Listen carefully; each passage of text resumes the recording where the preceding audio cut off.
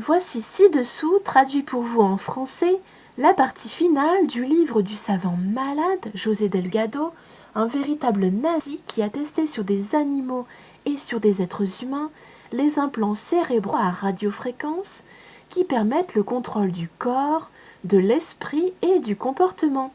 Un grand merci à mon collègue youtubeur Nico Cible Harcèlement pour m'avoir transmis cette adresse. C'est un site de lanceur d'alerte, je mettrai la source dans la description.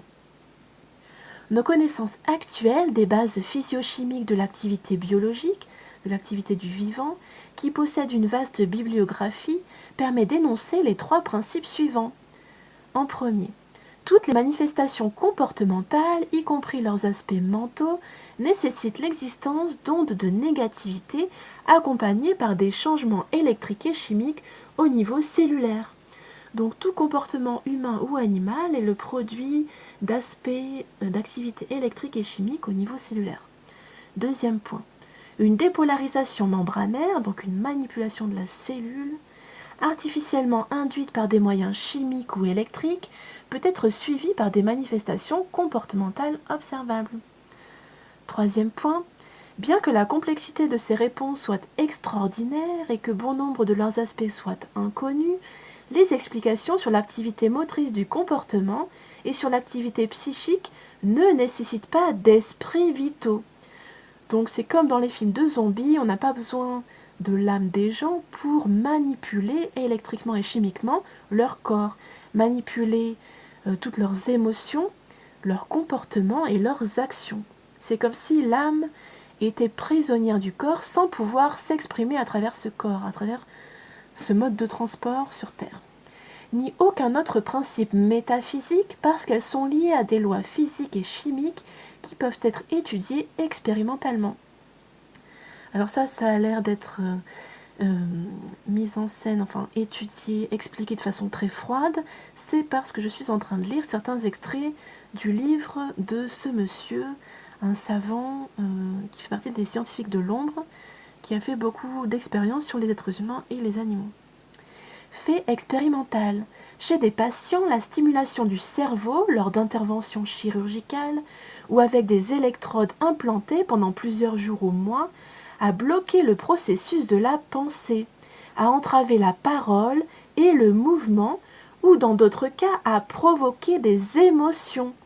C'est pas l'âme qui a commandé les émotions qui ont été traduites par le corps, c'est vraiment ce court-circuitage électrochimique, dont la joie, le rire, la convivialité, la production verbale, le fait de pas mal parler, d'être loquace, l'hostilité, la peur, des hallucinations et des souvenirs. Les fonctions mentales humaines peuvent être influencées par stimulation électrique de certaines régions du cerveau.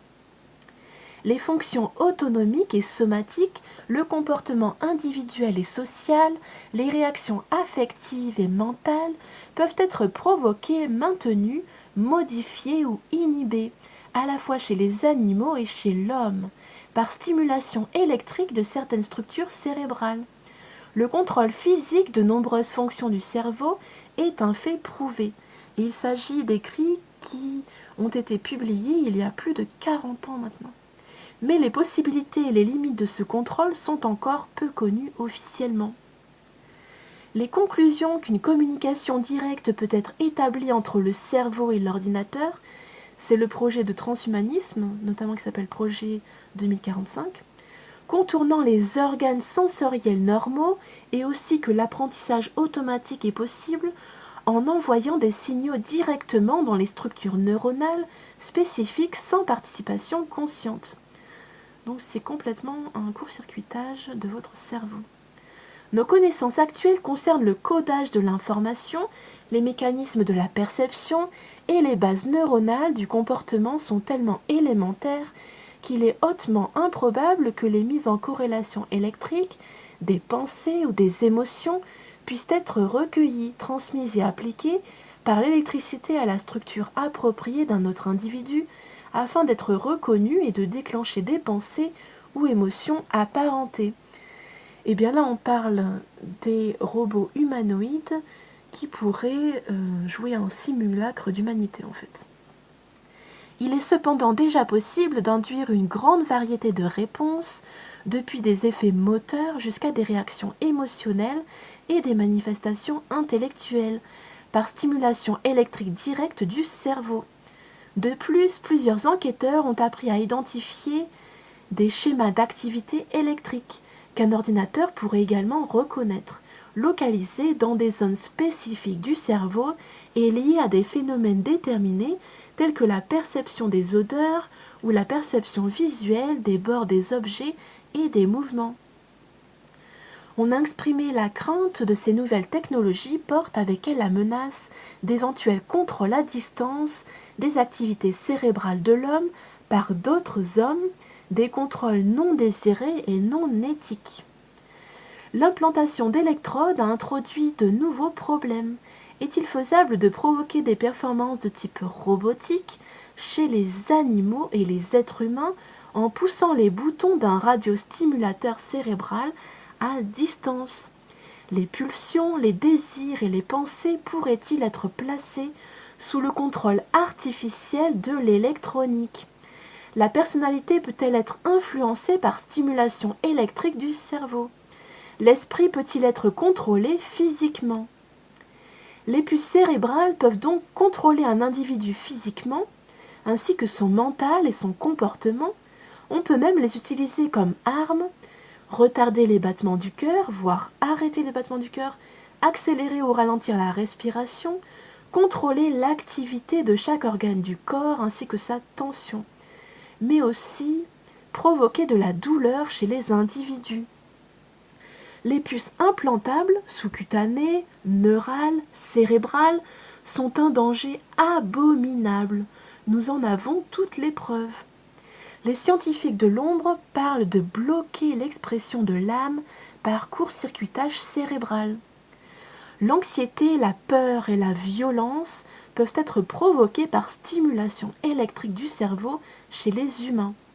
Donc en gros, il nous parle de retirer des sections du cerveau l'une après l'autre pour éviter des émotions telles que la peur, la douleur, la tristesse, donc qui seraient considérées par le progrès comme inutiles, entre guillemets, pour nous faire accepter le transhumanisme, c'est-à-dire la transplantation de l'âme dans un robot, puisque tout ce qui est vivant, tout ce qui est organique, serait faillible. La possibilité scientifique de l'annihilation de l'identité personnelle, ou même pire, son contrôle délibéré, a parfois été considérée comme une menace future plus terrible que l'Holocauste atomique.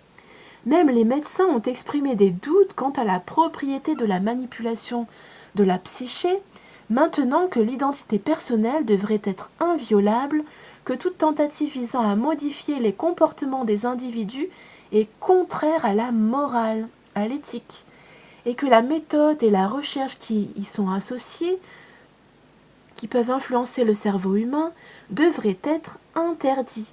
La perspective d'un degré de contrôle physique de l'esprit provoque toute une série d'objections.